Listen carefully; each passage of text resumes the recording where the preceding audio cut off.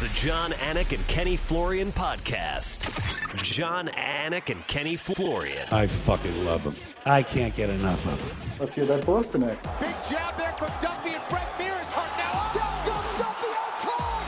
Frank Mir does it again. Rock'em sock'em robots here. Oh my goodness. Hyperbole. There are a couple of absolutely self-involved bullshit artists. Here are your hosts, John, Anik, and Kenny-Florian.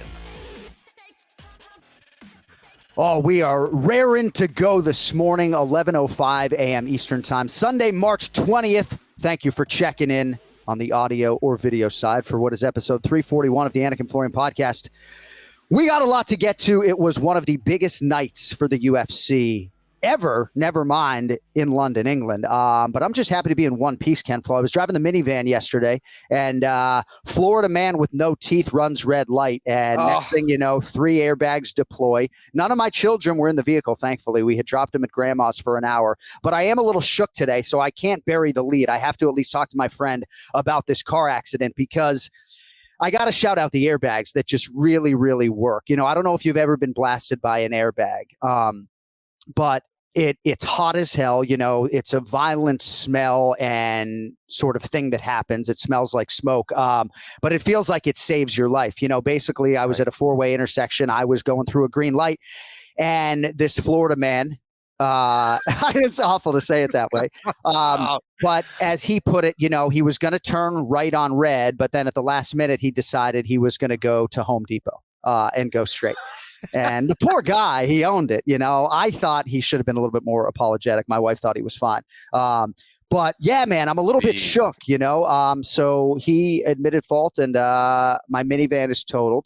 And I don't know, like it feels like we're mourning our minivan, which probably sounds silly. Like a lot of people say you never should be driving a minivan to begin with, even though the Honda Odyssey airbag certainly held up. But like, you know, you have a lot of memories with your kids in that car. We've talked about on the air, my daughter engraved her name with a rock on the side of it when it was like a week old or new, I should say, you know, so like you have a lot of family memories in the car. But yeah, a little shook after what happened yesterday, you know? Wait, so you sent me the video. This is the first time I'm hearing the story, but you sent me the video. All like the whole inside of the car looked like balloons everywhere. Yeah. Where did he hit you? Did he hit you on your side? Like right on the driver's side. And I was driving. Yeah. So yeah, I'm fine. I mean, a little bruise on the arm and it was burned, but I'm fine. I mean, wow. I'm fine. You know, I think just a little shook by the whole thing. And what's crazy about it is that I have an identical twin brother who had a mirror image car accident like this just 3 weeks ago. So literally, Flo, I'm approaching this 4-way intersection with like an abundance of caution to begin with because of what happened just a few weeks ago. So if you don't believe in the twin thing and the connection, perhaps this can be submitted as evidence, but just crazy. You know, a few weeks after picking him up on the side of the road, you know, his wife's coming to pick me up, minivan's totaled. Wow. But yeah, I mean, can't speak highly enough of the Honda and the airbags across the board, you know, came right into the car seats, but obviously there were no kids in the car seats and we weren't going that fast. Thankfully, I was able to see it and kind of like move off to the right at the last minute. But yeah, sort of going to get off the air and literally go try to find a motor vehicle for my kids because I'm going to Columbus in a few days. But wow.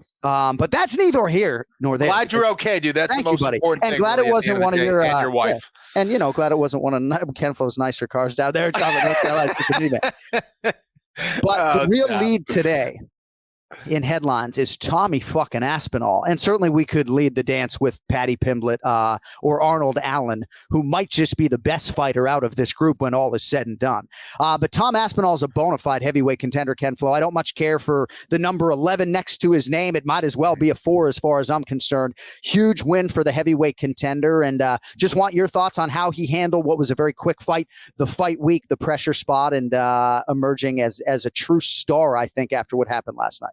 Huge win, tremendous performance against a guy who had a lot more experience than him.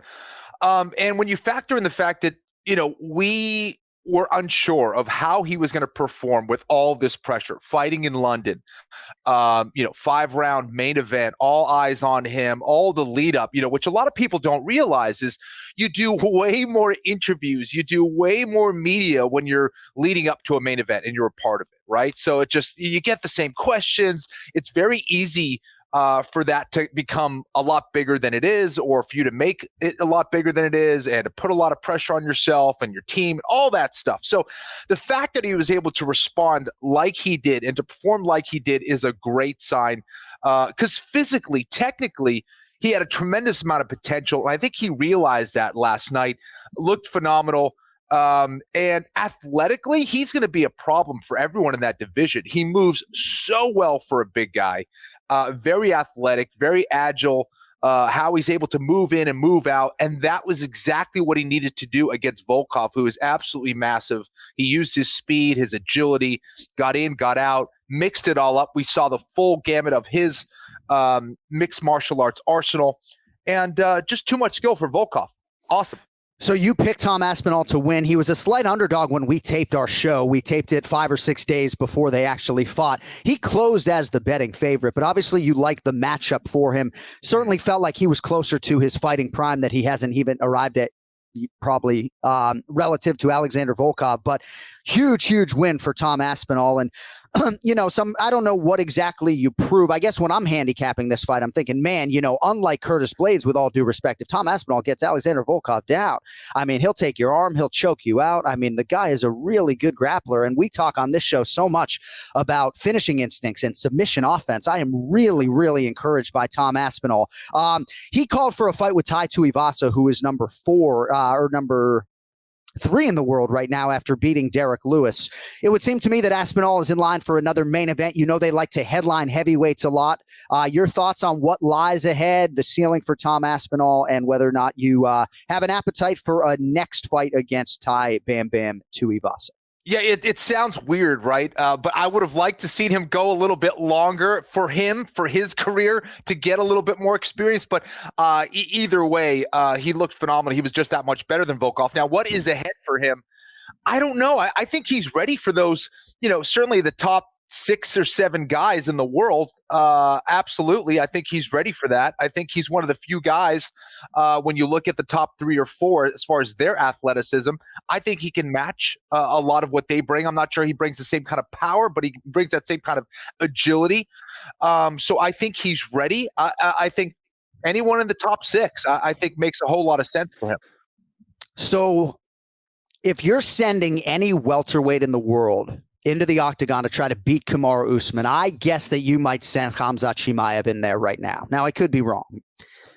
If Tom Aspinall had gone 7 or 8 minutes with Alexander Volkov last night, to your point, been extended a little bit, showed himself in the striking realm against his toughest opponent to date, and then, took him down and submitted him, perhaps people think that the ceiling is even higher on Tom Aspinall. I would just submit to you that if I'm sending a heavyweight in there right now to beat Francis Ngannou, as I look at the top 7 or 8, and certainly Aspinall doesn't reside there, I'm not sure there's a heavyweight I'm sending in there over than Tom Aspinall right now. And you can call it recency bias. You can say, I just watched the Aspinall fight last night. Certainly Stipe is the first guy that comes to mind. The other guys ranked above him: Cyril Gane, Tai Tuivasa, Curtis Blaydes, Derek Lewis, Volkov, Rosenstrike, Daukaus, Marcin Tybura.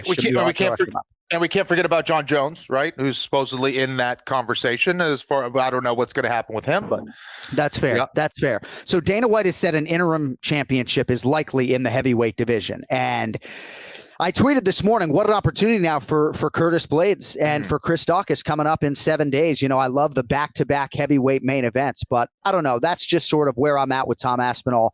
I think he's maybe one title eliminator away against a Tuivasa type, and he's going to be staring at a championship opportunity. It's crazy. Like, DraftKings released odds on who would be the UFC heavyweight champion at the end of 2022, and I think Aspinall was like 55-1. And, not out of the realm of possibility that come December, this guy closes out the year in a heavyweight championship fight.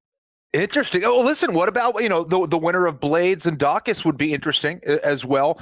But yeah, I think he is, about one or two away, maybe one away from that conversation. I'm excited about this kid, and everyone in England should be excited about him. I think he showed, what we were all expecting. And Volkov is a guy who's not an easy guy to take out. And he's one of the guys that can go out there and submit someone like a Francis Ngannou. If he's able to put him on his back, I think he's good enough to use his submission skills. Striking wise, I don't think you want to trade with Ngannou, but on the ground, I think he could pose some serious problems for all those guys in the top 3 or 4. So Francis Ngannou just came out of surgery. We wish him all the best. He's going to end 2022 as the UFC undisputed heavyweight champion because he's not going to compete again this year, I would not think. But yeah, I think you're going to have an interim championship fight at some point in time. In terms of Aspinall's submission ability, I mean, is he the best offensive jiu-jitsu guy right now in that top 10? Is there somebody that I'm forgetting? I mean, he certainly has a nose for it. He's certainly active as far as his pursuit of these submission wins. But I don't know that there's anybody in that top 10 that is as much a submission threat as he is. You know, I mean, Daukaus may be a Will Martinez Brazilian Jiu-Jitsu black belt, but he's not instinctually a submission guy on the ground the way, you know, I mean, Tom Aspinall is a grappling coach. Right. And based on what we've seen, I think that's accurate, John. I think he's probably the best submission guy in the heavyweight division. Yeah, I think he poses a lot of problems on the ground. We haven't seen too much of him on his back. I think he would still be probably pretty dangerous there in the heavyweight division, but he gets top position on a lot of these heavyweights, man. He's probably going to take you out with a sub. All right, well, congratulations to Tommy Aspinall. I mean, can I call you Tommy? What a stud. What a performance. And it's amazing that after all the performances that preceded his, that he could actually somehow have topped them all, in my opinion, in a short amount of time. All hail Tom Aspinall here on a Sunday on the Anik and Florian podcast. How about the atmosphere, by the way, Ken-Flo? Not a bad take there in London, England for fight fans. It was awesome, man. It was reminding me of when I was there calling fights and watching fights. And it's great to see an international event. It's been so – when's the last time we had an international event in the UFC? Well, with full fans, it had been a long time. Last event in London was Masvidal and Darren Till, which literally for a lot of people is like 2 or 3 children ago, you know? It's crazy. So, yeah, no, it was great to see, man. The energy in the UK is always amazing when there's fights. And it reminded me of when you and I were over there, Nottingham and all the other the events that we called. But, just a special event, man, and great for the England fans. And what a night they had. I mean, a lot of great performances from the UK bunch, huh? Yeah, we will get to the next one. It was like 3 years of pent-up volume that the fans sort of let out at the O2. Very special night. All right, so, you know, Firas Zahabi is a guy that a lot of people put on a pedestal as a coach and an MMA mind, and rightfully so. Obviously, he was your chief corner for your retirement fight against Jose Aldo in 2011. And he's been close with a couple fighters and maybe has had other guys who have underachieved recently and not reached the level that he thought they would get to. He's got one here in Arnold Allen. And I thought it was just shades of Zahabi, just the patience and the willingness to let the finish materialize. Masterpiece from Arnold Allen. There's a lot of headlines on the Dan Hooker side as well, but Arnold Allen remains a featherweight stud, perfect in the UFC. And, his time is coming. I know there's going to be a couple more fights, I think, before he gets to that championship precipice. But anybody who doubted Arnold Allen in terms of his credentials, here's your signature win. Listen, I thought it was going to be a great fight. I picked Hooker. I thought he was going to be able to use his length really well. That was not the case. Arnold Allen was able to get on the inside and land those combinations and hurt Hooker very early in that fight and never really allowed him to get anything going, which I thought was brilliant. But all the while, I thought that, there were some dangerous times for sure. But Arnold Allen is a fighter. Like he wants to go out there and destroy people's faces, right? I think we've heard the story about him in a street altercation where he's knocked out. I don't know if you've heard the story, but he knocked out like a bunch of men anyway in England. But so he's a beast. And I think he's the kind of guy that you kind of need to control a little bit, have that fire within him, give him the technical pointers, control that aggression, and then let it unleash once he hurts his opponent. And that's exactly what he did. I thought it was the biggest win of his career. A lot of people over at TriStar have been talking about Arnold Allen for a very long time. Long time, yeah. And I think that he's well on his way to becoming a true elite in that division. No question.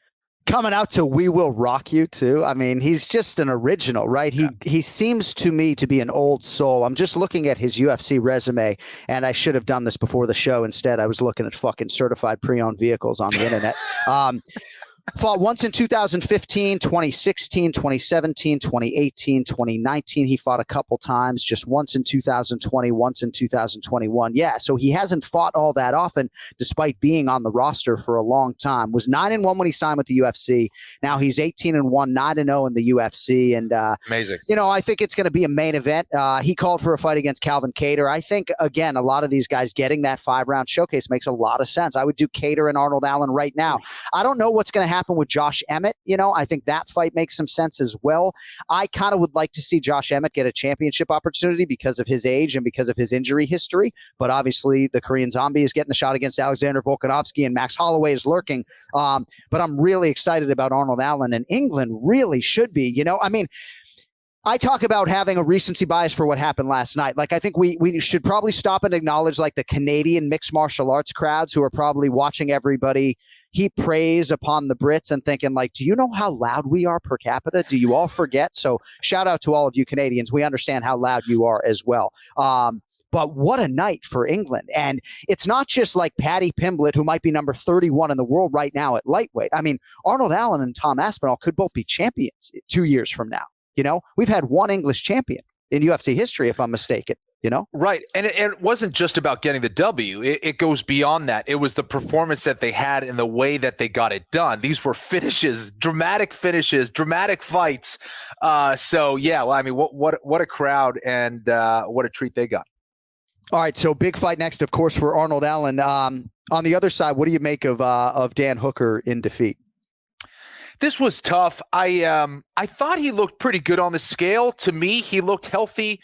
But I don't know. At the start of that fight, he just didn't quite look right. I don't know. I think the choice in how he approached that fight wasn't ideal. So I think there were certainly some technical mistakes made, or maybe tactical mistakes made, I should say. That might be more accurate. Yeah, I don't think 145 is for him. I definitely noticed a difference when I'm at 145 in my ability to expend energy, to be strong, to withstand certain blows. I think it definitely affects a fighter. And someone as tall as Dan Hooker and someone who's been in as many fights as he had and the type of fights that he has had, I thought might have been the wrong choice. And it's easy for me to say that now. Right. But he's certainly more of a 155er than he is a 145er. And sometimes you do that to reset, right? Mr. Kenny over here, I did that a few times going down to 145. But sometimes you don't know, and he's fought at 145. He started at 145, went to 155. He went back to 145, try to reset things. I think it's time for him to go back to 155, be a little healthier, and have his body and brain recover a little bit better as well. I just think he has asked a lot of himself with all of the travel to and from New Zealand and Las Vegas, crazy. And in quarantine away from his kids and in Abu Dhabi. I mean, that dude has been through it and has obviously been a promotional workhorse, as we like to say. But I think it stands to reason that he could use some time off. He was 8-4 as a lightweight and was very competitive there. Mm-hmm.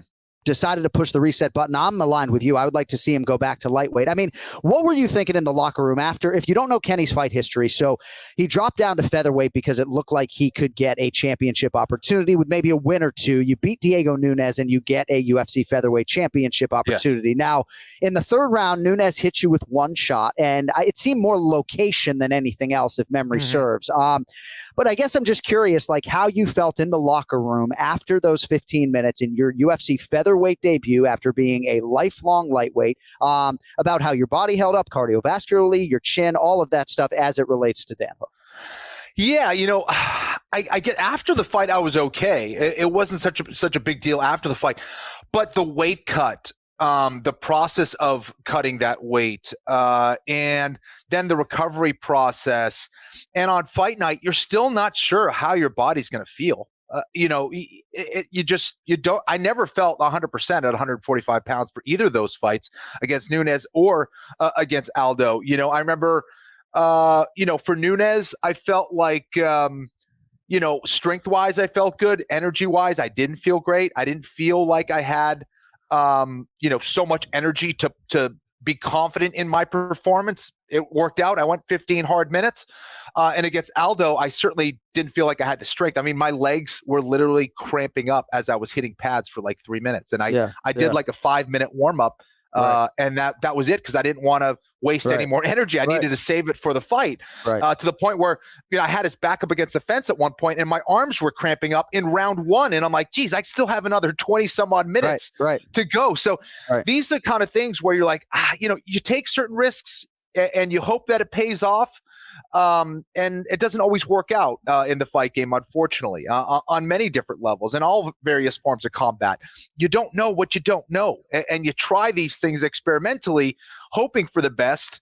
You make your calculations, but a lot of times it surprises you and doesn't go your way. So these are some of the things you only know just by doing.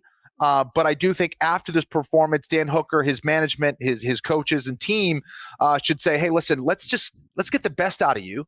Let's get the best out of your physical years at this point. You've had a lot of fights. Let's do 155, maybe even 170. Shit, exactly. He's a tall dude. It's not like his frame can't handle it. I think it will take time for him to adjust, but say no more 145 for me. I don't know if you remember, I think called his UFC debut in Auckland, New Zealand in 2014. He's competed as high as heavyweight. As an MMA and he started pro, off big guy. And he's got a big frame, and obviously he has history as a featherweight in the UFC prior to moving up to lightweight. So this was a return to the featherweight division for Dan Hooker. I guess you just have a lot of fans trying to sort of piece it together in their minds, and they look at the Felder fight, but really the Dustin Poirier fight for me, June of 2020. Those 25 minutes for Dan Hooker, there's a price to be paid. And he got hit with some absolute bombs. And I think there's something to be said that Arnold Allen just hits like an absolute truck, But Dustin Poirier is the most prolific knockout artist in UFC lightweight history. And Dan Hooker was able to go toe-to-toe to him with him largely for, portions of that fight. So it's just, and then, I don't know. No, John, I think these are all really important points that a professional fighter, a coach, a teammate, whatever needs to take into consideration, right? Because you got to look long term. With whatever you're doing, you have to look in the long term. Are the things that I'm doing now going to be worse off for me later or better off for me later? And of course, it's a brutal sport. You got to take all those things into consideration, but you do damage to your body when you're in those kind of fights. And I think it's going to get a lot of people even more over time to look for more efficient ways of getting the win. Some of these wars are just things that are going to happen no matter what, no matter how technical you are, all that stuff. But I think defensively, this sport has a lot of work to do and how they approach it and all that stuff. Because again, great, you got 3 awesome fights, but now you're on a 5 fight losing streak and you're getting cut by the organization. Like, was it worth it? I don't know. Right. No, it's going to be interesting to see where Dan Hooker goes from here. And I have so much respect for him as an athlete and a man and a father. And I don't know if he said anything after the fact, but I'll admit to feeling a little bit badly for him on Saturday evening here in South Florida. But Arnold Allen is the man, and I'm excited to see his next fight. Hope I get the chance to call it. All right. Longo coming up here in a few minutes. If he answers the call, Cody, perhaps you can text him. But Paddy Pimblett over Kazula Vargas by rear naked choke at 3 minutes and 50 seconds of round number 1. Beautiful hip toss, of course, the beginning of the end. And Pimblett's a grappler by and large. I mean, he has a lot of skills on the feet, a lot of flashy techniques, and I think he's a mixed martial artist by and large, but has a grappling background, was able to use it in a favorable matchup. Your thoughts on Pimblett maximizing the showcase largely against Vargas here in London? Yeah, I think he did. I still think he's got to be really careful with his striking when he does engage. He gets that chin super high. That's still a habit that needs to be addressed. However, I think this was a great experience for him. He got hit. He got taken down. He was controlled for a little bit. He stayed very composed with all the pressure and all the eyes that were watching him. And he responded beautifully. He did a great job of getting back to his feet. And John, as you said, he took over once he hit that takedown. And we mentioned, he's working a lot with Coach Justin Flores out in San Diego, and that certainly paid off. Beautiful takedown, got that top position. I ended up taking the back quite easily, and finished from there. I thought it was a beautiful performance. Once he got on top, it was super clean, and he just seems to me to be one of those guys that when the lights are shining bright, he shows up and he shows all of his skills. Yeah. And he does. He has that star power. He has that charisma. He's a funny dude. He's a crazy guy. And he's put on some awesome performances, man. It just would seem to me, given the global nature of mixed martial arts, that the superstars aren't going to stop. And obviously we talk as broadcasters about trying to humanize the athletes and helping the promotion to build and create superstars. Think about how much this guy gives you to work with. I mean, obviously the skill set and the entertaining nature of his fights. But as Michael Bisping, I think, eloquently put it on the broadcast, from beginning, middle to end, his ability to promote a fight and say the right things, and then the actual fight itself, and then the ability to handle a microphone on the back end.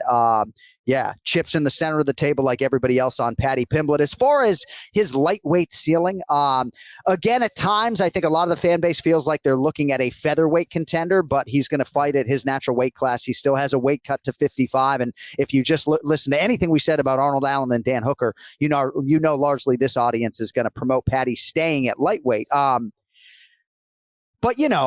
Charles Oliveira is the champion of this weight class right now, so I don't know. What do you think they will do with Pimblett promotionally right now? I mean, he ain't getting Jared Gordon, What do you think they're going to do with Paddy Pimblett? Take it slow. Take it slow. This is only his second fight in the UFC. Has a bunch of fights outside of the organization, which is great, but still has, some skill development. And he admitted it. He's like, listen, I'm going to be a world champion, but I'm not also, calling out, the guys in the top 10 just yet. So I think he's aware of that. And getting to that level takes time. Getting comfortable in the octagon takes time. Now, while he looks like he is, technically he's got some work to do with his striking, maybe with some of his grappling skills as well. Right. So I think that, getting better, getting more experienced as a striker is going to serve him well. Continuing to look outside of his base camp in Liverpool is going to be huge for him as far as working his wrestling, working with some of the best strikers in the world. Getting that knowledge and mentoring is going to be huge for him. And just doing it right. You have time. Everyone wants to rush people. Right. There's plenty of tough guys at 155. It's probably, one of the toughest divisions in the UFC probably since its inception, right? I mean, the skill level is going to be higher than anywhere else, in my opinion. 170 to 135 now is insane. Yeah. So take your time. Get the right fights. Have your manager get involved. Yeah. And I think that's going to be crucial for his development. And if he does that, we could see him fight for the belt. Absolutely. It's going to take some time. Anything coming from me would just be speculation, not even informed speculation. I don't know exactly what goes on in the matchmaker meetings on Tuesdays. I don't know exactly, despite how close I am to the company, like what promotionally they are thinking when it comes to Paddy Pimblett. Obviously, a methodical build, right, in trying to find stylistic challenges that are doable, but also that can improve him, right? Testing him in certain ways. Like even if you look at Israel Adesanya, Rob Wilkinson attempted like 15 takedowns against him in his UFC debut, eventually built to the main event against Brad Tavares. Maybe Paddy, if he can keep winning, get to a main event in 4 or 5 fights. Go ahead. Dude, absolutely. Like, again, look at the Charles Oliveira blueprint. He didn't come in and just start smashing guys straight away. And then when he was, experiencing that volatility early in his career, what did they do? They got him a bunch of, middle of the pack fighters for him to go out and get experience against. Now look at him. Look at how he was able to allow those skills to develop, and now he's an absolute savage. And I don't know if there's anyone out there right now that's going to take that belt. So slow your roll, take your time, get the right fights. Look at those kind of guys. Israel Adesanya, for Israel Adesanya, it was very quick, by the way. But for, you look at Oliveira, it was just this slow kind of cook all the way up into the championship, ceiling. Well, I just love the total package, right? Like I think a lot of people do. I could literally listen to these Liverpudlians talk all day. I mean, I feel like I need to switch from Man City to Liverpool FC. I should have just been aligned with my man Ken-Flo all along. I know people think I'm a front runner for the Manchester City thing, and I couldn't even name 7 players at this point in time. But my younger brother became a big Man City fan, so I was just supporting the family and supporting the cause. I didn't know that, they were all Come on, lad. I know the Red Sox connection to Liverpool FC as well. Absolutely.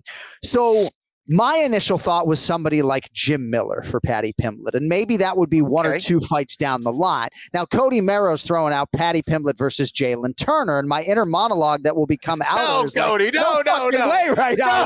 No. Tarantula. Jalen's tough, brah. Come on. I mean, not that every fight at 155 pounds is tough. All right. I would have liked to have seen more resistance from Kazula Vargas on the floor, if I'm being honest. Okay. If I'm being truly honest, right? Like Cody, you're a great producer. Just don't be a manager at this point, okay? We need you to get a little more experience. Don't feed him to the tarantula. Come on. Right. Yeah. He's fucking ready, lads. Yeah. I really, my dear friend Joe Silva, I'm dying to know what direction he would go with Paddy Pimblett.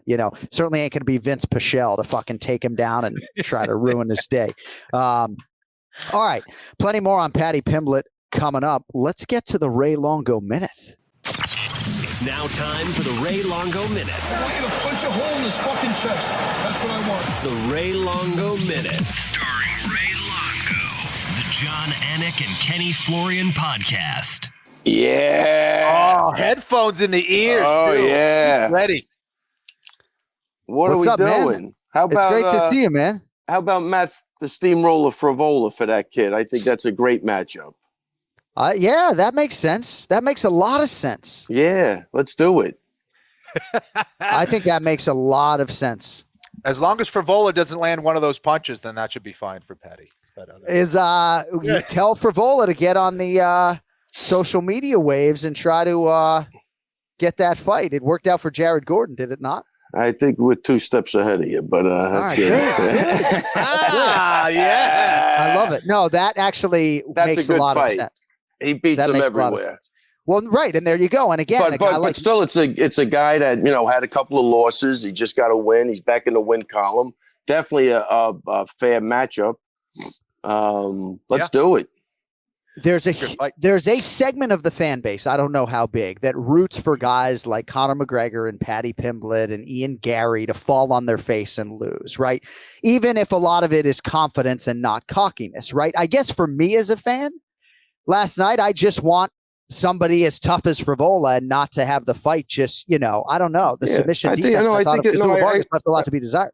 Yeah, I think it's a good fight. First off, holy crap, man. The Brits had a great night, man. The energy and, that's when you have a home field advantage, that's what it's supposed to look like what those guys did. I mean, tough fights, sometimes wasn't going their way, everybody coming back. I mean, they worked off the energy of that crowd for sure. I mean, that was a great night, and you could just feel the energy. I think Bisbing's right, man. Something's different when you're fighting there. It's not it's not the normal crowd, So what a great night of fights, man.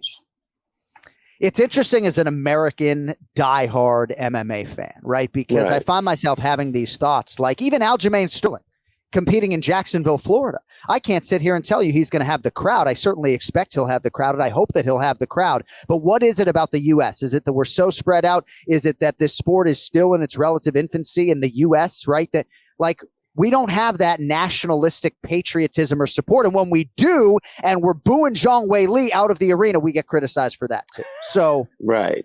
Well, 2 things. Number one, I don't know why, but you're right. Like even like a guy like Floyd Mayweather, he never had like the whole U.S. behind him. He had guys that couldn't even stand him. Right?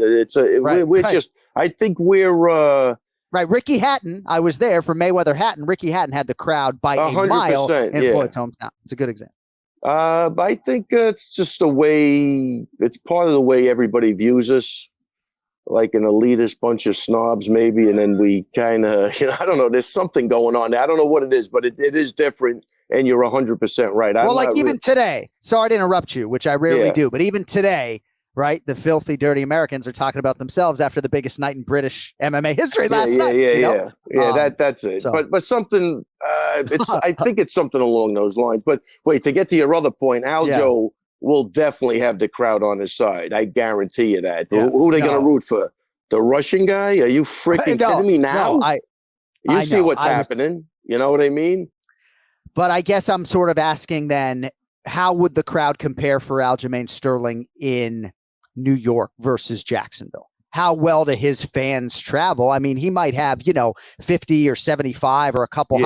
I don't know how well Aljamain Sterling's fan base travels, versus if he was in New York and had all of his local supporters that can't afford to fly to Jacksonville.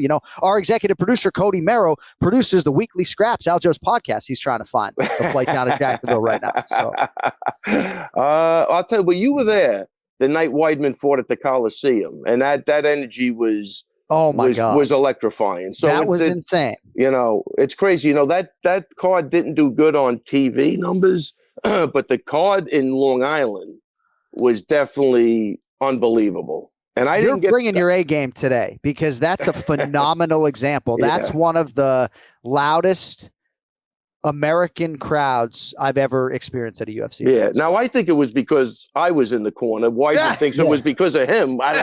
We still argue that point every week, but, maybe it was a combination. But it was nice to grow up on Long Island and to see him get that welcome in. That was crazy. And that was the closest thing I could think. And that's different than when he fought at the Garden, right, John? So, I think you need those smaller pockets, and then they stick together. Yeah.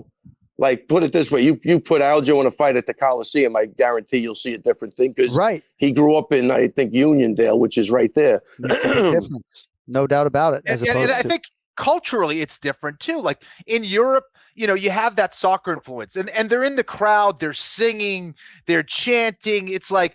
It's so different. The Americans get fired up, of course, but it's more like yelling and, they want to, beer throwing. They want to paint their faces, have a dildo hanging off the top of their head. Yeah, it's ridiculous. Yeah. But I think the other, John, I think the other thing is that we're a melting pot, right? So it's not just, you got England, they're all kind of, that's true. I think more cohesive that way.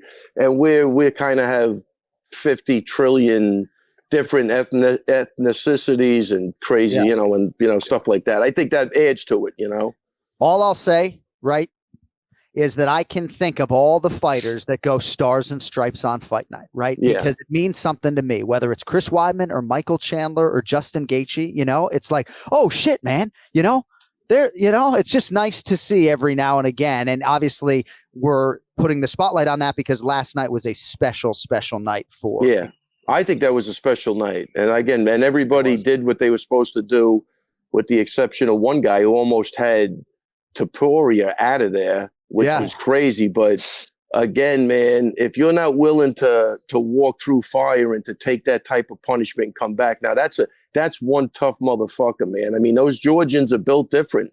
I mean, for him to come back like that after getting knocked down, I think was phenomenal. He ate all of that. I mean, that shin just sliced across his nose, and and sat up and just went to work. It was and come back and knock him out. Not even, go to like, to go to like Marab. They went to the takedowns and just, tortured the guy. Yeah. This guy was throwing heat after that. That's what you want out of a fighter, right? That fight. 55. Yeah, at 55, which is, I'm not sure that's where he should stay, but exactly. Definitely undersized at 55, but he didn't know it. Yep. So that is that's what you want out of a fighter. You don't want him to take that type of punishment, but if he does, you want to know that he's willing to come out in the next round or the next 10 seconds after that and just act like nothing happened. And 100%. I thought I was blown away by that performance. Sounds like Longo wants to shake Ilir Topuria's hand after that one. How about if Marab wins the title, you and I get Georgian flags tattooed on our forearms? Look, I mean, I'm not a tattoo guy, but I tell you, I love the Georgian people. I bet you we got 15 Georgians in here now, and I got to tell you, one guy nicer than the next. Yeah. Nobody tops my man Marab, but we got another kid fighting for a local title, Tornicki. the tornado. This kid is out of control. Really? Wait till you see this guy. But again, I'll tell you, John, the most humblest, nicest people, all of them. I just went through this with Merab and Oleinik the other day. I go, man, you guys, I'm blown away by, I think, how similar they are to like New Yorkers. I think that's where I'm coming from. But Right. Well, then I don't want the tattoo. People. I don't want the tattoo this guy's anymore. biased. Oh, Goodness, shit, it's man. about New York now. How about you get like a Georgian and the state of Massachusetts? There you go. But tattooed they don't together. come nicer than Merab Dvalishvili No. as far as the Georgians are concerned, unless there are women around, in which case. Don't talk to them when there's women around. Yeah. Do not do that. You know.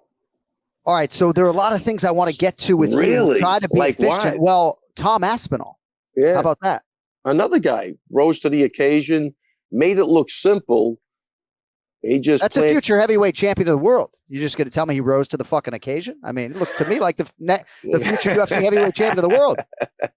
I agree with you. I think that was a great victory for him, and he looked phenomenal. The heavyweight, they got some really good heavyweights now too. It's interesting, right? The other now. kid looked great too. The Pavlich, I think his name was something like that. Pavlovich, yeah. Pavlovich. Like, so how's a main event between Cyril Gane and Tom Aspinall go right now? You know what I mean? Like, how's that fight go? There's Who do you great like? matchups in there. Who do you like? Who do I wins that like? fight? Gane, I don't Aspinall. know, man. I mean, Gane maybe slightly favored. You know.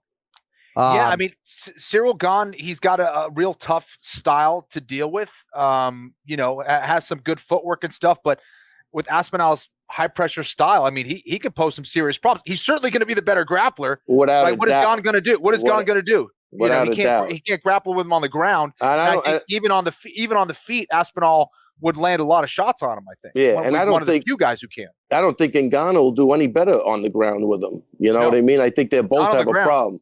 You know, getting it there Absolutely. would be definitely a problem, but he's definitely squared away there. So he's looking good.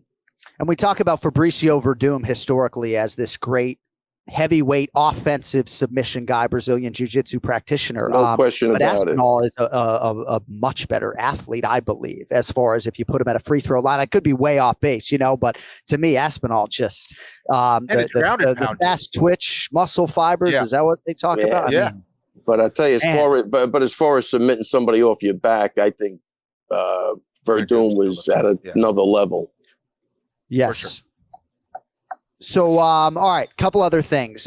We talked a lot about Arnold Allen and Dan Hooker, and I mean, we all think the world of Arnold Allen. Hard to see Hooker sort of go through that. He's been through a lot of wars, and just think about what this COVID-19 situation over the last 2 years has held for Hooker with all the travel and all the quarantine. And I don't know. You know, I hope his bank account, I trust it looks pretty good with all these fights and all these bonuses and everything else, but I felt badly for him on Saturday night after that. Yeah, totally agree with everything you said. I mean, it's you know, some of these guys, they're going up, and then you're right, they're in wars. It doesn't go their way. Maybe one goes their way, and then the next thing they can't win a fight. It's kind of like, again, I hope his bank account's in the right direction. And you're right with the COVID and coming from. I mean, I got to tell you, those trips coming from New Zealand or Australia. Look, I'm older now. I mean, I'm sure it's easier when you're younger, but those are big trips, man. I think asking a lot out of that guy. So there were 9 finishes, and the UFC handed out a record 9 performance bonuses totaling $450,000 American dollars, which I thought was just a masterful way to handle that. Quickly want to talk about Molly McCann. Ray, have you seen the movie The Wedding Singer by chance with Adam Sandler? Yeah. You know, that's a good meatball, right? She doesn't have any Tupperware. Oh, I don't have any clean Tupperware. She puts the fucking meatballs in his hands, you know, right? Now take a bite so I can watch you enjoy. Am I jogging your memory, right? Take a bite so I can watch you enjoy. I just showed this to my kids because of Molly McCann's brilliance. But I wanted to go meatballs in my hands today in honor of Molly McCann. That spinning back elbow is a good fucking meatball. What are your thoughts on Molly McCann? Is she getting a deal with like Barstool Sports now? Is that what I'm hearing? Spinning back elbow for her. She was in the octagon after Paddy's win. She must have the right credential. What are your thoughts on Molly McCann? No, listen, man. The kid brought some. I mean, she was amped up. She brought some edge. Spin elbow was beautiful. I mean, looking at it, you could see it coming because she was so tilted to one side, but she loaded that thing up, and that was beautiful. But yeah, just the camaraderie. That whole scene I love. You know, the camaraderie of the stadium, the camaraderie of, Paddy and her that's those moments you take with you for the rest of your life. I think and we all do. But I think that's great. Like we could, like even when I'm saying Frivola against Paddy, it's not that I think the kid's great for the sport. You know what I mean? I'm not sold on him yet, but he's just to watch that. Like again, the camaraderie between everybody was fantastic. It is. It's special. Yeah, it really is. It was great. It made me want to be English for a few minutes, and then I get back on my Stars and Stripes rant, and I'm proud to be an American. All right. And then you remembered when they were taxing your poor Boston bastards for the tea or whatever the hell they did. Those Boston Tea Party, right? Fucking English, man. They got us good, man. They got us, Kenny. Oh my God. So we sit here 3 weeks out for Aljamain Sterling. So I remember talking to you going into the Corey Sandhagen fight. And if our listenership doesn't remember, that was a resounding win for Aljamain Sterling, I believe, at UFC 250 or whatever it was. Absolutely and that set up the championship opportunity. It was one of the most anticipated fights of the year between two elite bantamweights, and it lasted a minute or less, right? Right.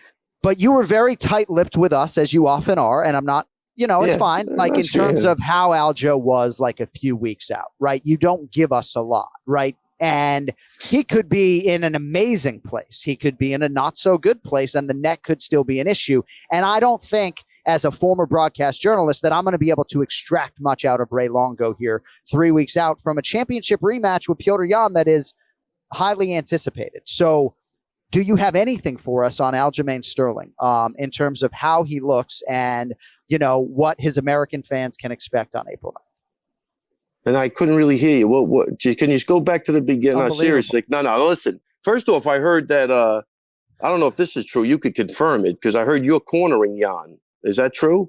No. No? I heard he asked you to corner I was him. like 10th on his list. No. Oh, okay. So he didn't even get to you yet. No, I would have said yes, though. All right, look, let's go over some basic stuff. So look, when I'm training people, it's a week-to-week basis. That's why I don't like even doing interviews, Kenny, right? Because then one week the guy looks great, then he tweaks his elbow. The next week you don't want to say no.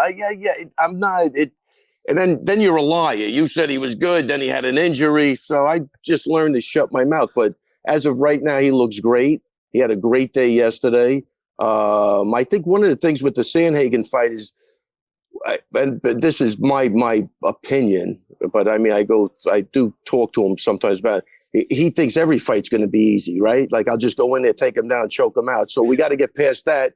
I got another kid, Dylan Montello. He lost at Khabib show, but he's got a right hand. He's been knocking people out, but he fell in love with the right hand. You start forgetting about other stuff. So, that sometimes happens, right? So, but this time we are training for the long haul, and that's the way it's going down. He feels great. And that's it, man. I'm very excited for the fight. So Aljo's last loss came on short notice to Marlon Moraes in December, all the way back in 2017. I'm not going to ask you to compare these championship moments, but obviously you were sort of holding the belt reluctantly there with Aljo after he beat Petr Yan unceremoniously that first time around. I don't know if you'll be teared up, but I'd imagine if he breaks through and wins this one, this has got to feel as big, because people are putting Petr Yan in these historical conversations looking like a guy who might be one of the greatest bantamweights of all time. And yet you have the undisputed champion that looked like he was on that type of trajectory until Yan dominated major portions of that fight late. Yeah. Look, he wins that fight, I'm retiring. That's it. Right. He wins that because I'll tell you, he's got what people look, I say anybody that's moved around with Aljo, that's trained with him, they know he's a different cat. We got to bring that guy into the octagon, and he will win the fight. He's got a lot of tools, man, that still haven't surfaced, that I just hope come out at the right time, and we'll have a great night. All right, last thing before I let you go, I just wanted to tell you that Cody updated the design on those wayward Ray Longo Fight Team sweatshirts. It now says Team Sarah Longo. So, oh wow, Yeah, that's a little better. So, well, I didn't know. I mean, are we supposed to go Longo Weidman MMA, Team Sarah Longo? Who the hell knows? Who knows? We just know we're not supposed to go. You know when you don't know something, Kenny, you ask a question. Though. You don't just go ahead and fucking start printing shit. I mean, I don't know, Kenny. Is it me? Oh, you ask a question. What is it? You're not wrong. Yeah. Why did Ally quit? I thought he was almost choking himself. He was like, yeah. Did you just try to choke yourself out? What shirt does Sarah wear? Can we send him something? Right. So it's amazing, though, how Iaquinta and Frivola, it's like we couldn't keep the Ray Longo Fight Team sweatshirts on the shelves, right? Because all of his students are buying out all the merchandise. Save some for the fans. AnikFlorianPodcast.com. Oh, my promo code AM10. But this was Kenny, like all Cody. No. You'll go to your cremation chamber blaming me for this. It was all Cody. I had nothing to do with it. You're getting buried or cremated? Buried or cremated? That's a good, everybody's getting cremated lately.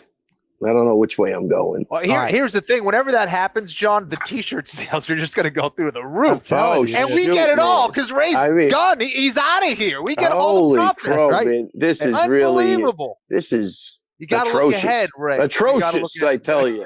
And he's going to retire on April 10th. So, all right. Looking forward to that too, because I can't take much more.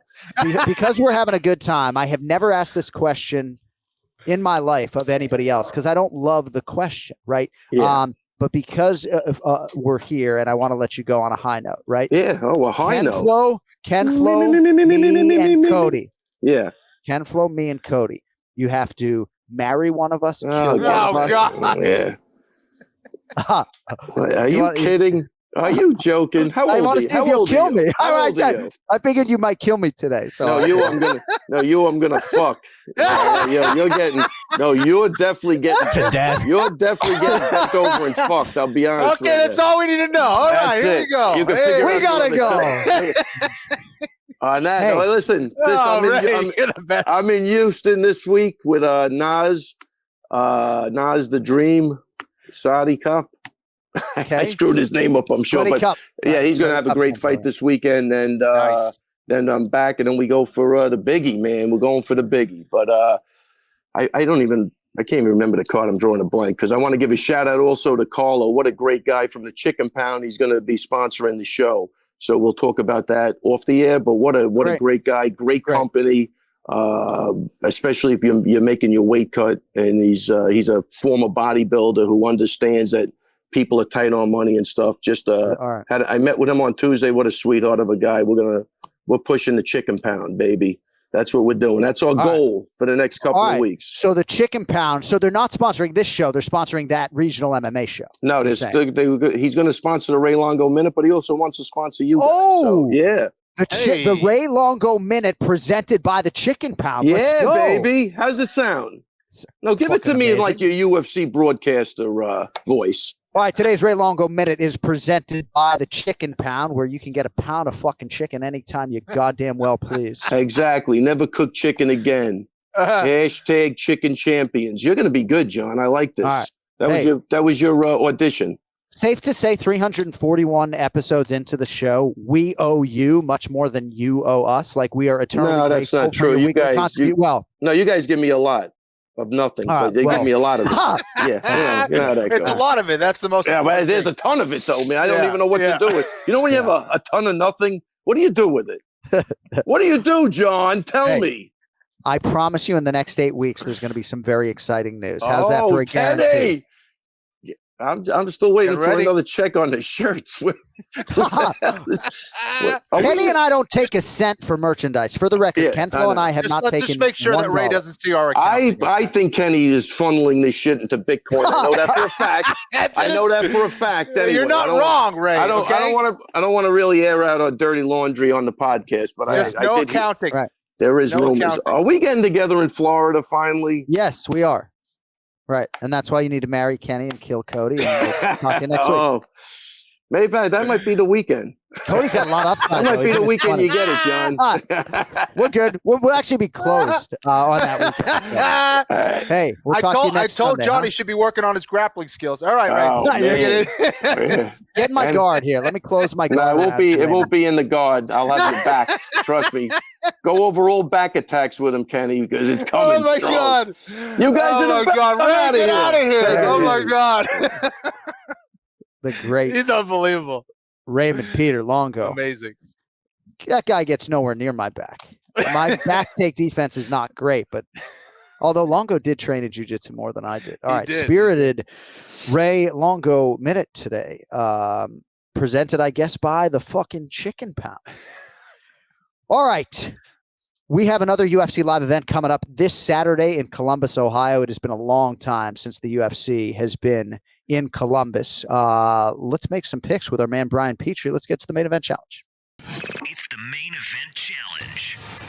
Anik. The time is most definitely now. Florian. I finished fights. I'm gonna do everything possible to win. The main event challenge. The John Anik and Kenny Florian podcast. I mean, great long. That was the internet's gonna go crazy over that Longo minute. I mean, come on.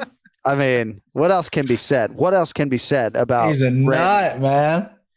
He's out of his mind. You know, some weeks are better than others. You know, that question, you knew where it was going. I mean, what are we doing here? You asking the Mary fuck kill? No, I've never asked it in my life. I actually don't like it. I don't like being asked it, but it seemed like the right time to ask him. I agree, and his answer was perfect. Well, speaking of, of course, I was getting killed there. I knew that. Yeah, that was gonna happen. So speaking of being grateful for contributions to the show, couldn't be happier to have my man Bryan Petrie back on the program at MMA Takes Podcast.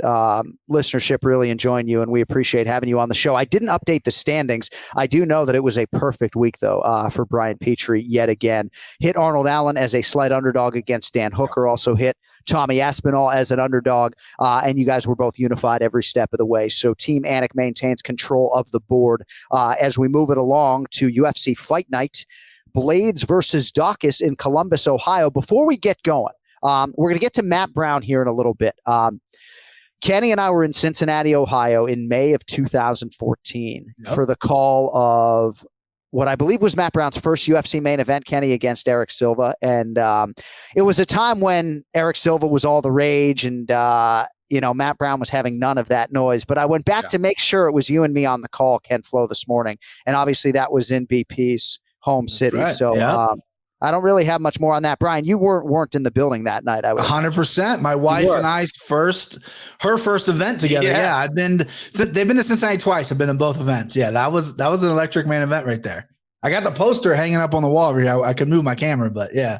That's cool. Yeah. That's amazing. I mean, because in your analysis, I can always hear the depth to it and how long you've been an MMA fan. So, of course, you're in the goddamn building. And every time I do get emotional as I get older. And when I hear some of those old calls with me and Ken-Flo. I just rewatched it too. I mean, you guys, no disrespect to Felder, Bisping, DC, they're all great. But you and Kenny together is special, man. It really, truly. I'm not just saying I'm sitting here. You guys were awesome. The passion out of Kenny's voice. I mean, the clip you guys show it or play at the beginning, Rock'em Sock'em Robots. I mean, that gives me goosebumps every fucking time. I love it. Well, thanks. I wasn't even going to speak about our ability, which I think is average collectively. No, but exactly. I found myself just being like, I really hope there's a day where we can call a high-profile sporting event together again. I can't do the robot fights. I'm not qualified. We can do some sort of live event. And Cody, I will get to the pronunciation of the week on the back end, rest assured. And give you a chance to puff out your chest on a guy's name who I can't even pronounce. But let us make some selections today. I think we have 4 fights to pick, if I'm not mistaken, maybe 5. But we'll start with the heavyweights, who will be in the spotlight, of course, in the main event. Ilir Latifi, -145, Aleksei Oleinik, +125. A little backdrop for you men quickly. Latifi coming off a split decision win over Tanner Bozier. That was last June. He is 1-1 since returning to heavyweight. Oleinik pulled out of a fight with Greg Hardy in January. He has lost 3 in a row, all in pursuit of what would be a 60th professional MMA win. Remarkable career. Could be coming to an end this weekend, Bry. He is 44 years of age, yet still in a close fight on the number here. He's just +125. Your thoughts on the ageless. I don't know if he's ageless. I mean, he's pretty slow. Aleksei Oleinik, your thoughts on him here against the backyard shed, Ilir Latifi? I want to come original. I hate when all the cappers are like, this line is, but I love this line. I feel like I'm Robin from Vegas here. I am heavy on Latifi. Listen, I know we don't do locks in our picks, but if I could lock this man up, I would. Like, I think this is a complete bad matchup for Oleinik. Latifi should be 2-0 at heavy. Let's not forget that Derek Lewis fight. I don't know what the fuck was going on with that. I had Latifi win that fight. Very close fight with Bozier. Obviously a prospect at heavyweight as well. And then Latifi's 38 years old, but he trains at All Stars, one of the best gyms in Europe right now, right? And I've been following MMA long enough to know that these old wrestlers, they don't want to give up the gym to these young bucks. Chimaev's in there strutting around. It's kind of like what DC and AKA, all these young Dagestani guys are coming over. DC's like, hey, I'm the captain of the ship. I feel like Latifi's going to look best ever with all these guys coming over from All-Stars right now. And he's a pure wrestler at heart. Then you got Aleksei Oleinik. I mean, this guy eats fucking nails for breakfast. He's apparently the strongest man alive. You know what I mean? Father Time is undefeated for a reason, though. He's 44 years old. He's never been the fleet of foot. And he's, slowing down a little bit. He's on a 3-fight losing streak. But what's crazy is that he's never been particularly technical or clean with really anything that he does, but he's almost got 60 fucking wins. And that's attributing to his heart and his toughness. And, and the guy's probably going to fight till 50. I don't know if it's going to be in the UFC, but, all the respect in the world goes to Aleksei Oleinik. However, respect doesn't win bets. I love Latifi here. I'm going to go heavy on him. I think he's going to TKO him. And if he doesn't win, I know we like to do tattoo bets here, but if he doesn't win, I'll shave my head into the horseshoe that Aleksei Oleinik rocks. If Latifi doesn't win, horseshoe head, I'll rock it for like a week. Then I'll have to get it off. But I love it, man. Yeah. I mean, we're just cut from the same cloth. I love the conviction. Yes. And there is a tattoo bet for you in the future, of course, on the Anik and Florian podcast. But the shaved head is a good way to start. Yeah. Kenny, I mean, this line to me seems a little bit out of whack, just given where Oleinik is at, given the layoff, given the fact that he had to pull out of a fight in January. And I also think that Bryan hit on an important point when it comes to sort of the level of the room and Latifi being inspired by Khamzat Chimaev and what he has sort of brought to that gym and that room. I still think Latifi potentially can make a run. I'm not sure Oleinik has one in him. That being said, pretty close fight on paper, Ken-Flo. How do you see it playing out?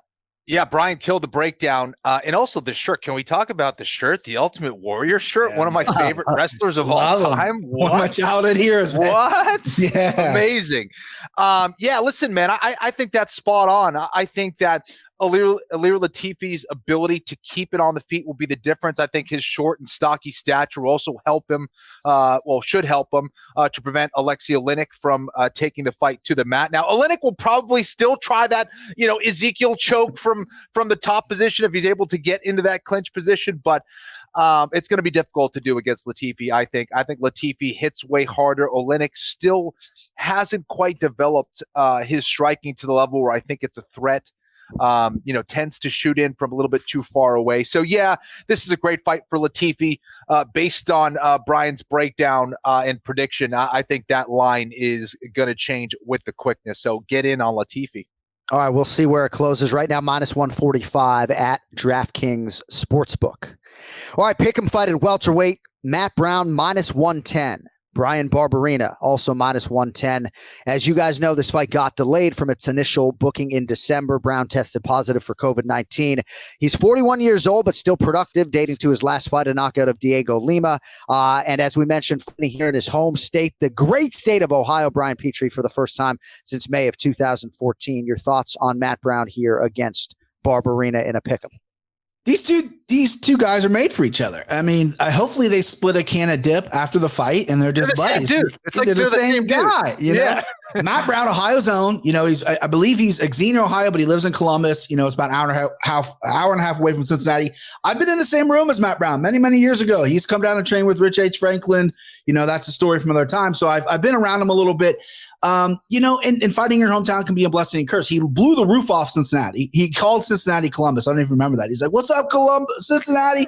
It's very, very funny. But he actually blew the roof off of a really competitive Eric Silva fight. But since he's 41, he had a brief retirement. Since he's come out, he's 2-2 after that little brief retirement. Both wins by stoppage. but his chin is wavering a little bit. He used to be the real tough biter and mouthpiece kind of guy. You could hurt him to the body, you couldn't hurt him to the head.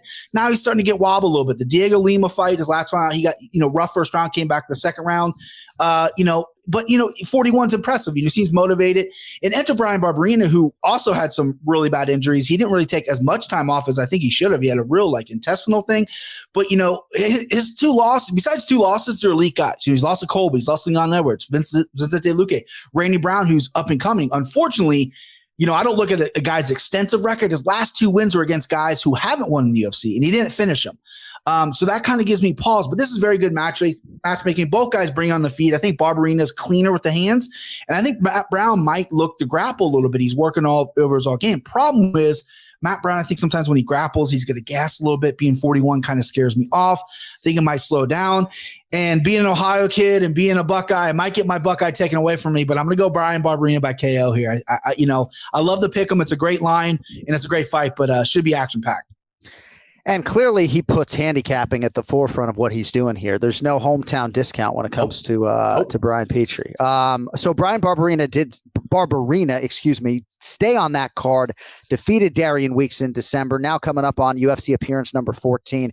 Kenny, Barberena, really nice guy, lives on a farm that he owns with his family, bunch of kids, came out to Baby Shark one time, and he's fought a lot of killers in the UFC. Your thoughts on him here on the road against Matt Brown? Make no mistake about it. Both of these guys are absolute savages and are the kind of guys that will fight to the death. A lot of people say that. These guys, I think, truly mean it. It's going to be crazy while it lasts. I don't see any other way that this fight is going to play out. Matt Brown, I think, has more skills. He's got probably more tools, I should say. He's got more tools. Bryan Barberena still, I think, has a chin from hell. Very difficult to put away. Matt Brown isn't going to quit. He's not going to go away, but his chin isn't as good as Barberena's at this stage of their careers. But I think in the clinch, Matt Brown is a problem for anybody. His knee-elbow combinations are as good as anybody's in the UFC, period. Obviously, me being a huge elbow fan, it's been a real treat to watch Matt Brown use that tool over the course of his career. And I think it's going to be a weapon here against Barberena. I think that Brian's right. I would like to see him use some grappling at this point. I wouldn't be surprised if he uses it. He just has to know how to conserve his energy and be efficient there. I think that's been the biggest problem for Matt in previous fights is he's not so efficient when he uses it, and we see him get tired because of it. He also obviously has to be real careful on the outside with those looping hooks and those overhands from Barberena. But man, I'm a sentimental guy. I like Matt Brown. I love his elbows. I love the fact that he's a Bitcoiner. I mean, come on. So I'm biased. I'm biased here. I'm going with Matt Brown. Let's go. Let's go. Therein lies the rub. And don't be trotting out cryptocurrency with Ken-Flo, okay? Yeah. Bitcoin, okay? Just Bitcoin. Don't offer him Ethereum. Right? He certainly doesn't want your fucking Dogecoin. Okay? God. All right. 100%. Big fight here at flyweight. Askarov minus 305, Kai Kara-France plus 240. So Askarov fought Brandon Moreno to a draw back in Mexico City. That was 2019. Otherwise, he's beaten everyone else, 14-0-1. Now he gets Kara-France coming off a huge knockout himself of Cody Garbrandt last December. So I'm not going to tell you guys who to pick here. I guess for me, as far as our scoring system is concerned, I don't know how you don't look at Kai Kara-France at plus 240. I think he is a live underdog at that price. And in this format, Brian, how do you not give the guy who on paper would appear to be the more prolific finisher a long look? Your thoughts on a big fight here at 125 pounds? Well, now you're making me second guess my pick here. You're right. Oh. I do have another. This is called a tease in the biz. Maybe I'm going to pick another underdog later on our picks. All right. But I do like Askarov here. Listen, 125. I'm so glad they brought it back. I know there was flirting with getting rid of it. They cut some guys, but 125 is it's high level MMA. These guys they go right. Maybe not the most finishes in the world, but some incredible fights. Kara-France coming off two of his biggest wins, both by KO, which saved him because his nickname games don't blink, and he hadn't had a finish in the UFC yet. Right. So this kind of saves him a little bit. Two big knockouts over Cody Garbrandt, the biggest name in the biz, and he comes out of a really good city kickboxing gym, and they've done really well against grapplers. This is your classic striker versus grappler. Not saying Kai Kara-France doesn't have any ground game, but Askarov is going to be on you like glue. This guy's going to come out. He's going to stick on you like glue. His striking's coming along. He rocked Tim Elliott really bad in their fight, a very close fight. But this guy's been thrown to the fucking wolves since he came in the UFC. Debut against Moreno, Mexico City. Then he's got Tim Elliott, Pantoja, Joe B. And, besides Tim Elliott, he's making this look relatively not easy, but no one can stop that style. I've never seen Joe B get held down that way and out grappled by a guy like Askarov. It's kind of a different little thing here, And the thing that Askarov, he's not getting a lot of love because I think there's a little bit of a Russian fatigue. There's so many Russian guys now that are so good. Everyone's like, oh, another Russian. So Askarov's not getting love. I think this guy should be fighting for a title. I thought maybe, with going down with what's going on at 125 Moreno Figueiredo, it's kind of up in the air, but I think Askarov's ready. He's prime. And the one thing that he gets knocked on is maybe being boring. All his wins before the UFC were finishes. All his fights in the UFC are not finishes, but he has been thrown to the wolves. I completely agree with John. There's a lot of value boys out there who are going to be loving Kai Kara-France at this number. I'm just not going to be one of them. I wish I could say Askarov can get a submission here and really put shine on his name because I think he's that good, but I see it being a decision. I think Kai Kara-France being just pretty durable. I love that term value boys. I don't know if there's a negative connotation there with the value boys, but I like it. All right, Ken-Flo, what do you think about Kara-France and his chances here against the undefeated Askarov? I think there is value in that he has the ability to knock out anyone in that division. I love the way that he moves. I love the way he puts together his combinations. I think he's riding high on confidence right now and can win this fight. Now, stylistically, though, this is a tough fight for him. I mean, who wants to go out there and fight Askarov right now? A guy who knows how to get to the clinch. He lands some good shots from the outside. And once he gets a hold of you, it's very difficult to get him off of you, whether he's in the clinch standing or once he gets that top position. He is a major problem. He can wrestle his ass off. He knows how to control you. He knows how to integrate his ground and pound. And it tends to just wear on you round after round, like we've seen so many of these Russian wrestler-based fighters. So I think it's a tough matchup for Kai Kara-France. I think that, he's going to have that striking advantage throughout this fight. But when you're used to striking and you're in a grappling fight and you have to wrestle your ass off round after round, your striking tends to dwindle. You don't have that same energy, all that stuff. So because of that, I don't love this matchup for him. I do think there's value on Kai Kara-France, but let's go with Askarov as well. All right, co-main event, fellas. Aleksei Grasso -210, Joanne Wood +175.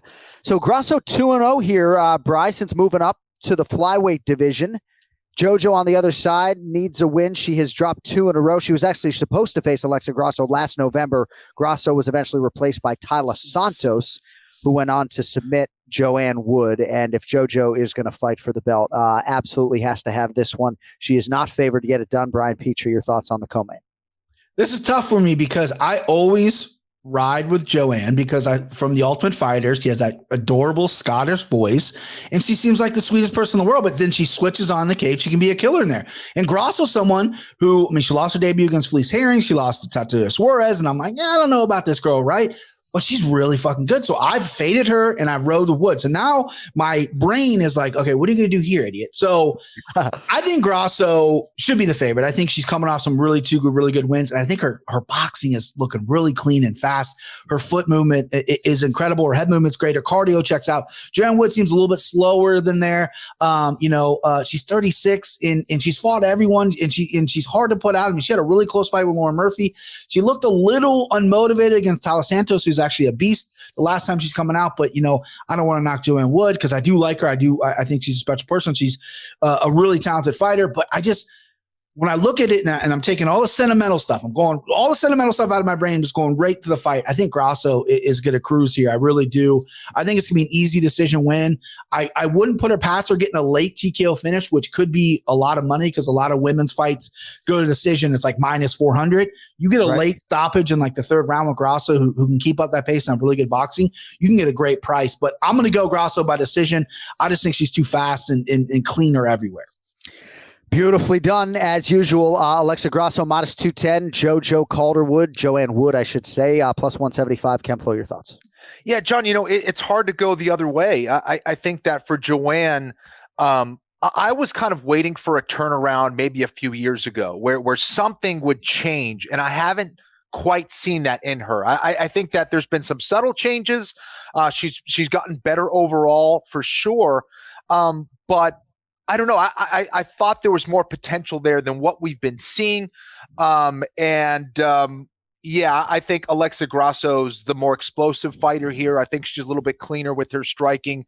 She's very aggressive. Talk about another fighter that's riding high on confidence right now. I think she is that girl, and I think she gets it done as well. All right, that brings us to the main event at heavyweight. 4th ranked Curtis Blaydes, minus 320 the favorite. Number 8, Chris Daukaus, plus 260. So what a chance for Daukaus to put that Derek Lewis result in the rearview mirror. That's what Blaydes, of course, was able to do in his last fight, a win over Biggie Boy Jairzinho Rozenstruik that followed his own knockout loss to the Black Beast. So Curtis Blaydes, still relevant in this division, still in the top 5. He's won 5 of 6. Daukaus on the other side, 4-1 in the UFC, can take his place in the top 5. Big fight at heavyweight on the heels of what Tommy Aspinall did last night. Who wins the main event, Bryan, and how do you think they get it done? Yeah, so this is another big boy main event, another heavyweights. They got a lot to live up to because what Tommy Aspinall did, I mean, I was blown away. I think I've stated, I went on record, he's going to be champion. I'm sure you guys talked about it. I'll have to listen back. But Blaydes is a guy that I just can't figure out. Like, his wrestling might be the best in the heavyweight division. John, don't tell DC that, because when DC was a heavyweight, he liked to knock people out. But, but he goes out there and he almost commits murder over Alistair Overeem, right? A veteran. Just those elbows and ground and pound were brutal.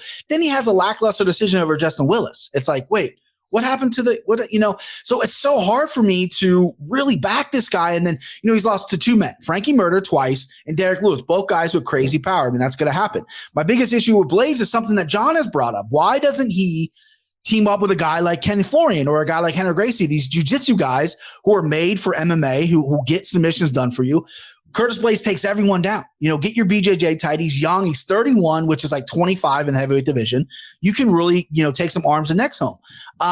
But Chris Daukaus fits in that power puncher category. She got some power punches. What's plagued him in the past? Daukaus, Chris boxing moves really well for the guy. I've been wanting Daukaus and Tom Aspinall when they both kind of debuted at the same time. Yeah. They were ready to meet, and I still think that's a fight potentially down the road. And I did a little digging because I didn't know much about Daukaus' background. I know Kyle Daukaus is very good on the ground. Chris Daukaus is a BJJ black belt too. I know there's levels to that. We'll see how he is because he's going to get taken down. And but to see Blaydes has never fought anybody with really true BJJ skills. I mean, you can throw Aleksei Oleinik in there, but he never really fought Verdum. He never really fought any of these guys. Not saying that Daukaus is, but he's a black belt, so we're going to see maybe his get-up game. We're going to see a lot of different things here. Now, the problem I have with Blaydes is fixable. He's like I said, he can do that. And his stand-up is a little rough. It's very pushy. There's no snap to anything. He likes to push anything. He likes to bulldoze you. It takes you down. And Daukaus is coming off a Derek Lewis loss. I mean, listen, I don't take too much stock in that. I'm not a UFC fighter, but I'm a heavyweight, and I've been knocked out by Derek Lewis. I mean, it fucking happens. Everyone, he'll catch anyone at any time. You know what I mean? So I don't take too much stock in that. But, when you go, I'm going back and forth in this fight. I keep bouncing around a little bit. It's very intriguing to me. And the line says everything here. I can't play a heavyweight at minus 320. I just can't. Give me Daukaus by KO. Yeah. So I'm taking Daukaus by KO. Maybe he'll catch him with an uppercut when kind of like what Derek Lewis did when he was coming in. But yeah, just give me Daukaus and we'll see what the kid's got. This is a big test for him. Yeah, price prohibitive on the Curtis Blaydes front, which is often the case when he fights, unless he's fighting Frankie Murder, as you put it. You hear him call, I don't know if you caught that, Ken-Flo, he called Francis Ngannou Frankie Murder. I mean, I love it. Brilliant. You're here to stay, bro, until somebody fucking swipes you from us. All right, Ken-Flo. A lot of respect from the odds makers, as usual, for one Curtis Razor Blaydes. Yeah. Your thoughts on him here against Chris Daukaus in the main event? Yeah, listen, I agree. I think, based on the line, I think Daukaus is very intriguing here. I was hoping to try to steal that one from Bryan here. But, yeah, I think he's got a good shot. It's extremely difficult to predict how a Curtis Blaydes fight is going to go. Yeah. And he has had some consistency, right, going on a 4-fight win streak and all that stuff. But I don't know. It seems like he tends to hesitate. I wasn't so impressed with that performance against Yair. I don't know. Maybe he was dealing with an injury or something like that. Who knows? Something just seemed off. I think he's going to be a little bit vulnerable on the feet, of course. I think he's going to have a lot more trouble with Daukaus on the ground than he's experienced in the past. Can he control him? Sure. But is he going to be a threat as far as his submission game? I don't think so. And I think that's where Daukaus can maybe capitalize, maybe countering with some kind of a guillotine or maybe roll him to get on top. But I think it's more likely that Daukaus will eventually find the mark on the feet and try to finish it there. So I like Daukaus here as well, man. Go ahead. Did we pick all the same, right? He picked. I went with Brown. That was the only difference. I was going to say to make it interesting, I was going to switch. I was going to go opposite that fight, but since we're opposite that one, I'm okay with it. All right. Well, you always reserve the right, as we sit here taping 6 days out, to alert the masses on social media that you change your pick, and AnikFlorianPod will repurpose that. So you can always change your pick if you do want to ultimately go with the favorite, Curtis Razor Blaydes. You got to be on like a 15-1 stretch or something. I know how I haven't done great in terms of updating the standings, but you've been on a roll. I've been on a roll. I've been on a roll in my personal one. Like I said, I give out that parlay. It's 6-1, and I mean we're getting like big plus numbers. I'm not just, you know what I'm saying. I had plus 167 last night. Yeah. Last week was like plus 261. I'm a straight wager guy like you, John. But a lot of people love the parlays. They like putting $8 down, winning 200. It's fun. And I'm on a nice little stretch. I'm seeing the board pretty well, boys. I'm seeing the board pretty well here. And your Cincinnati Bengals taking offensive linemen from the New England Patriots. I love it. What are you going to do? And all right, if you want Collins, okay, go ahead. Yeah, you're right. Yeah. Hey, much love to you at MMA Takes Podcast for the great Brian Petrie. Thanks for all you brought to the show. Have a great rest of your Sunday. Hopefully, it doesn't include too much childcare, and we'll talk to you next week. Absolutely. See you guys. There he is, Brian Petrie, with us for the main event challenge. Frankie Murder. That was brilliant. All right, let's check in with our executive producer, Cody Merrow, if we could. Hi, Cody. Hey, everyone's bringing their A game today, huh? I'm telling you. Let's see how it goes for you with our pronunciation of the week. And man, were there a lot of directions in which we could go for UFC Fight Night Columbus. Well, listen, I was looking at the card. There are 4 former pronunciation of the week fighters on here. Alyashkov Kizrayev, ring a bell? Anybody? Yeah, good. Pretty decent job with that one. It seems to have stuck to all the resin on your brain stem. Well, so before you get into that, everyone's bringing their A game, right? So I get a little more ammo for this one before we just jump in. They're quick notes, okay? All right. I'm the nickname master, not the matchmaking master, as you guys threw me under the bus earlier, but Tom the Mountain Aspinall, I think that's great. The Mountain. So we've had Georgia Stanho was Mountain Man, right? Or Man Mountain, which is even better. Yeah, I like the Mountain Lion. And what about Dockford against Volkov, who is way bigger? But it works two ways because it's Aspinall, like the mountain. Oh, the mountain from Game of Thrones. I didn't get you're right. So yeah, so it has a lot of tie-ins. Yeah, so I didn't get the Aspen, like the resort tie-in. Yeah. So number two thing I had, Paul Krieg's daughter. Did you know her name is Maya after Demi and Maya? No way. Really? That's amazing. Shout out to Paul Craig, by the way, huh? Craig. Yeah, great win. Incredible. Another great win. Scottish Cup. Mohamed Mokaev. I don't know if you guys knew. 23-0 amateur record. He wants to beat John Jones' record. He has 780 or so days to do it. At flyweight division, I think it's wide open for him to do that. Wow. Kenny, your hat, PFL Challenger Series has a former UFC fighter headlining this Friday, Bevon Lewis. Yes. And then if you're, in the Miami, Florida, Dade County area and you have a Jeep, connection, hit up John Grand Wagoneer. He's in the market. He's in the market for it. So, hey, Cody, I actually think we need to sort of add this segment to the show where you sort of give us a few nuggets like this on the way out, because there are some things that fall through the cracks. And you did, you tried to name Chris Daukaus the dark horse, and he responded with the hashtag, but he is not going to adopt that.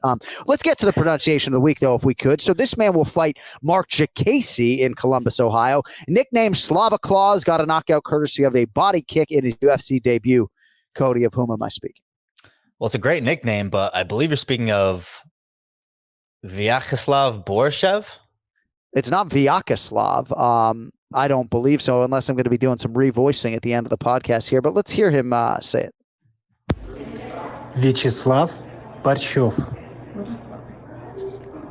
Vyacheslav Borishev. Wow. Vyacheslav Borishev. Is that what you're hearing, Ken-Flo? Vyacheslav Barshov. So I appreciate the effort on the though. That was good. Yeah, I like right. that. Yeah. Yeah. That was nice. He wasn't even Almost. bar mitzvahed, that Cody, and he can still but the If I was last on the name weigh-in show, I'd pass. Yeah, it's so the surname is spelled Borchev, but it's pronounced Barshov. So we'll see if the producers request a revoice, but my phonetics say Vyacheslav Barshov. Man, this is going to be a tough one this weekend. And that's actually a tricky one because Jacasey and Vyacheslav Barshov together, even though Jacasey is now committed to memory, it does start with a D, but a J sound. So, Dana Batgari, right. Isn't it David Dvorak, not David Dvorak? I think I went David. Come on, man. I'm just saying. David? David. You gave me Barberena once before because it's a Barberena, this is a tough card, John. Good luck to you this weekend. And even Luis Saldana. It's not Saldana. And shout out to all the guys we didn't get to. Paul Craig and Jack Shore and all the big winners from UFC London. What a main card and what an event start to finish for the MMA leader. It, of course, continues this weekend. It is UFC Fight Night Blaydes versus Daukaus, Columbus, Ohio, Nationwide Arena, wall-to-wall on ESPN. You don't need the application. That ESPN Plus thing. It is on ESPN if you still have linear cable. AnikFlorianPodcast.com for your merchandise. If you want the One More Sleep merch, it is at millions.co. And don't forget your jiu-jitsu essentials. Cannot recommend it enough at KennyFlorianMartialArts.com. Thank you to our guests, Ray Longo, Brian Petrie. Our producer is Cody Merrill. We will talk to you next week. We'll see if Chris Daukaus can live up to the Daukaus moniker and come through as an underdog against Curtis Blaydes. And then, of course, UFC 273 beckons in a couple weeks. Thanks for listening and for watching. Tell your friends. We'll talk to you in less than a week. Until then, go later.